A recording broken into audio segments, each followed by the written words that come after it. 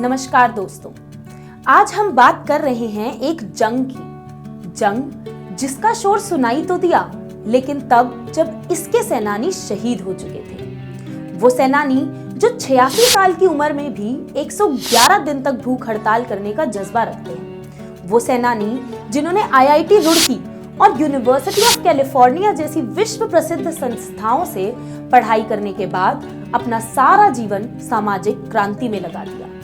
वो सेनानी जिन्होंने गंगा नदी की सफाई के लिए अपने प्राणों की आहुति दे दी और जिनके प्रयत्नों के चलते 4 नवंबर 2008 में यूपीए सरकार ने गंगा नदी को नेशनल रिवर घोषित कर दिया।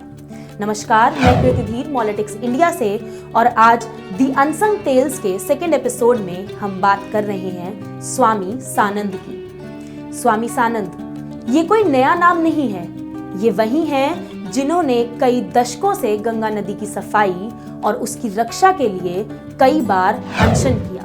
इन्होंने अपना पहला अनशन सन 2008 में किया। यह अनशन 17 दिन तक चला और इसमें इनकी मांग थी कि गंगा नदी के शुरुआती 125 किलोमीटर तक किसी प्रकार का बांध ना हो। इन्होंने यह अनशन तब खत्म किया जब तत्कालीन प्रधानमंत्री मनमोहन सिंह ने इन्हें लिखित में आश्वासन दिया कि इनकी मांगें पूरी की जाएंगी। दूसरी दफा इन्होंने सन 2009 में अनशन किया, जो कि 35 दिन तक चला। इसमें इनकी मांग थी कि लोहड़ी नागपाल हाइड्रो प्रोजेक्ट को तुरंत बैन किया जाए। इनकी मांग मानी भी गई और वो प्रोजेक्ट वहीं बंद कर दिया गया। इसके बाद सन 2012 और 2013 में इन्होंने गंगा नदी की सफाई और अन्य समस्याओं के चलते भूख हड़ताल की। स्वामी सानंद कोई नया नाम नहीं है, ये वही शख्सियत हैं जिनके प्रयत्नों के चलते पहले भी कई दफा गंगा नदी की रक्षा हुई है।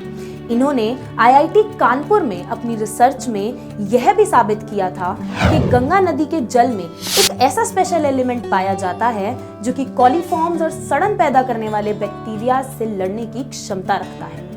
2018 में यह इनका 5वां अनशन था और इस दफा स्वामी जी ने प्रण लिया कि यह तब तक अन्न का दाना भी ग्रहण नहीं करेंगे जब तक सरकार गंगा नदी की रक्षा के लिए कोई ठोस कदम नहीं उठाएगी। अपने अनशन के 110वें दिन यानी कि 10 अक्टूबर को स्वामी सानंद ने जल भी त्याग दिया और 11 अक्टूबर 2018 को ऋषिकेश के एम्स अस्पताल में स्वामी सानंद की मृत्यु हो गई। अपने इस अनशन के दौरान स्वामी सानंद ने 2 बार सरकार को पत्र भेजकर जगाने की भी कोशिश करी, लेकिन सरकार की तरफ से कोई जवाब नहीं आया। सरकार जागी भी तो तब जब 10 अक्टूबर को स्वामी सानंद अपने अनशन के अंतिम पड़ाव पर थे और अपने प्राण त्यागने वाले थे। 10 अक्टूबर को उनसे कुछ वादे तो किए गए, लेकिन ये वादे कितने सच्चे हैं और कितने झूठे ये तो वक्त ही बताएगा। लेकिन आज सच्चाई यह है कि गंगा नदी में 2700 मिलियन लीटर से ज्यादा वेस्ट उपस्थित है और उसकी सुध लेने वाला कोई भी नहीं। इलेक्शंस के समय नेता गंगा नदी को खूब महत्व देते हैं।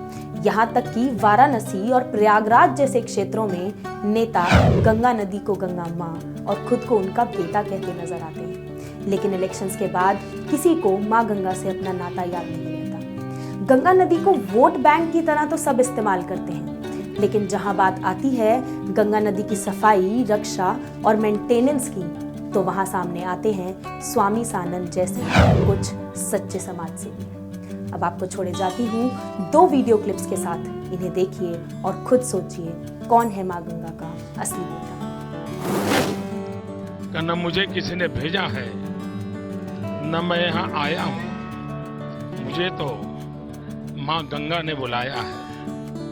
जो वो जाकर वाराणसी में मना रहे हैं, जाकर जन्मदिन दिखाने के लिए कि गंगा जी की बात कर रहे हैं, वो गंगा जी की श्रद्धा नहीं रखते, गंगा जी का निरंतर अपमान कर रहे हैं, गंगा जी को धोखा दे रहे हैं। और उसी के कारण मुझे ये निर्णय लेना पड़ा कि ये सरकार जो मोदी जी ने बनारस से अपना नामांकन भरते हुए कहा कि मैं आया नहीं हूँ, मुझे किसी ने भेजा नहीं है, मुझे तो गंगा माँ ने बुलाया है और अब गंगा माँ का काम करना है। गंगा जी से लेना कुछ नहीं है, देना ही देना है।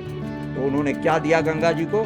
गंगा जी को शिपिंग चैनल बनाने का वो दिया कि अब मैं पहले नवरात्र से मतलब 10 अक्टूबर से जल भी छोड़ दूंगा पूरी तरह से। और मेरा कोई ये विचार नहीं है कि मैं किसी प्रकार की ड्रिप या वो एक्सेप्ट करूं। और ऐसी स्थिति में संभवतः दशहरे से पूर्व मेरा प्राणांत हो जाएगा।